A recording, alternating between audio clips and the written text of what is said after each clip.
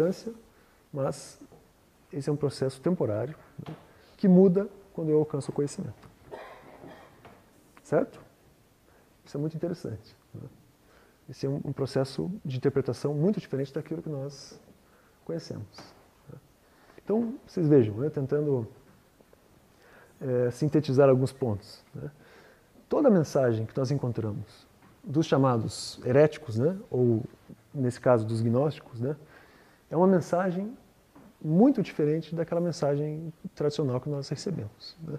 E é uma mensagem que está sempre levando a responsabilidade para o ser, para o indivíduo. Esse é um ponto que nós teríamos que compreender muito bem, né? Essa distância que nós estamos acostumados a ver, né, essa distância da religião como sendo um espaço sagrado, né? Então a religião como um local que você frequenta, ou a religião como algo que você respeita, como uma obediência que você faz, nem como uma repetição, nada disso está presente na mensagem cristã original, né? A mensagem cristã como interpretada por alguns outros grupos, né? Então esse é um ponto fundamental, né? A mensagem é sim uma mensagem de perfeição moral. A busca por uma perfeição moral. A busca, por exemplo, pela capacidade de amar. A busca, por exemplo, pela capacidade de compreender a igualdade. A busca pela capacidade de aprender a procurar o conhecimento. Isso é parte da filosofia cristã. Isso é parte da moral cristã. Isso é parte da mensagem de Jesus de Nazaré. A busca pelo conhecimento que liberta, a ação moral do indivíduo, né? A busca por essa perfeição moral, portanto, o aprimoramento dos valores morais. Né? E esse é outro ponto fundamental, né? O cristianismo talvez tenha sido a primeira filosofia da história, né, que apontou para uma moral universal, né? Ou seja, os valores morais são universais. Essa é uma mensagem nova também, né? Até então, muito do que se trabalhava eram opiniões, né? Então eu sigo tal filosofia, eu tenho uma ética individual, né? Eu sigo os estoicos, né? Eu sigo os pitagóricos, eu sigo os céticos, enfim, a filosofia grega, por exemplo, trabalhava mensagens isoladas, morais. O cristianismo é o primeiro que aponta para valores morais universais. E a base dos valores morais universais é a igualdade. Isso também é muito, eu diria, revolucionário, né? A compreensão de que o caminho da evolução moral é um caminho que abarca todos, sem exceção. Isso é extremamente interessante. Vocês vejam, por exemplo, o caminho de Jesus, né? A tradição judaica, se nós perguntássemos, se nós fôssemos até o século I e conversássemos com um judeu, né, e disséssemos assim, como vai ser o Messias? Né? Então, a tradição judaica trabalha a ideia de um Messias, né, que vai aparecer. Isso está anunciado pelos profetas judeus, né? Se eu chegasse no século I e perguntasse para um judeu, como é o Messias? Como será o Messias? A resposta, sem exceção, de todos os judeus seria: o Messias vai ser um grande general.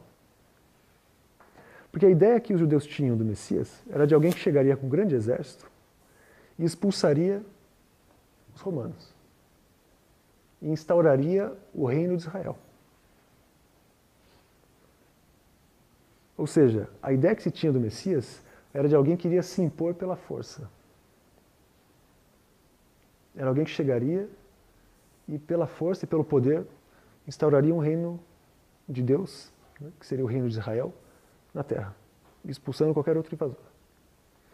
Então, se você chegasse para alguém, né, no século I, para um judeu, e dissesse assim, não, mas o Messias já está aí, né, é um carpinteiro de Nazaré, um pregador itinerante, né, dariam risada.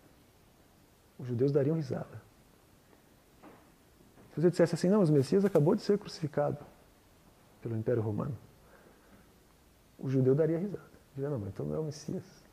Porque o Messias ele veio para acabar com o Império Romano. Como é que ele foi crucificado pelo Império Romano? Vocês vejam o que eu estou querendo dizer, né?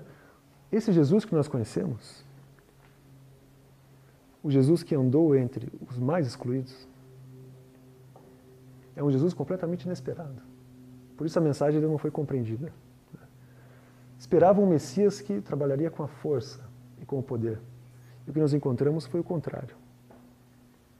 Foi um Messias que trabalhou com a igualdade.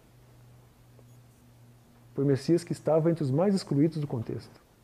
Vocês vejam, na tradição judaica, é preciso ter longe da cidade um local para jogar os leprosos. Eles não ficam na cidade, você joga eles longe da cidade, em outro lugar. Jesus atendeu os leprosos. Não se pode conversar com as prostitutas. Jesus conversou com as prostitutas. Se discrimina os escravos. Jesus conversava com os escravos. Os doentes são rejeitados.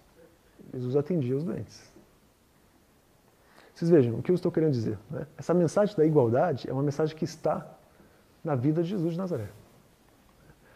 Ele caminhou entre os mais pobres, entre os doentes, entre os escravos, entre os excluídos do contexto. E essa mensagem não foi compreendida no momento, porque não era nem o que se esperava. E eu diria que nós estamos até hoje tentando compreender. E ainda não compreendemos. A mensagem ela não é só espiritual, ela é também uma mensagem social. Essa igualdade ela não é uma igualdade que está em outro plano espiritual. É uma igualdade que também aqui deve se colocar. Por isso a força, por exemplo, da caridade é tão forte. Por isso nós vamos observar que nas primeiras comunidades cristãs, como por exemplo a comunidade de Jerusalém, onde Pedro ficava, era praticamente um local de atendimento. Os doentes iam para lá. Eles distribuíam, por exemplo, pão. Então, faziam uma coleta e distribuíam pão entre a comunidade. Isso é algo muito novo, por incrível que pareça. Você ter preocupação com o outro é algo novo. E vem da ideia de igualdade. Você ter disposição, por exemplo, para fazer a caridade é algo novo, que está aqui na mensagem cristã. Você se colocar em prontidão para auxiliar o outro, por exemplo, na busca pela verdade, é algo novo também. Você compreender que os excluídos de hoje não são excluídos, são iguais, é algo novo também. É algo que está na mensagem cristã. É esse o propósito, né? Essa é a busca. É aí que reside a mensagem. Mas, infelizmente, o que nós percebemos, né, é que entre roupas especiais, né, entre templos, entre rituais, nós fomos colocando algumas máscaras na frente da mensagem. Então, ao longo dos séculos, nós fomos criando camadas que não existiam. E, de repente, chegamos hoje no século XXI e você olha e mal consegue enxergar a mensagem. Porque a mensagem ela está perdida em meio a máscaras. Que máscaras são essas? A máscara da distinção, da diferenciação entre as pessoas, né? A máscara da autoridade, a máscara da salvação, a máscara do pecado como algo irreparável. Portanto, a máscara que tira do indivíduo a ação. Que não era a mensagem cristã. A mensagem cristã sempre foi o ser no caminho de se tornar um ser melhor. Através dos valores morais, através do aumento da sua liberdade pelo aumento do seu conhecimento e através principalmente da busca pelo autoconhecimento.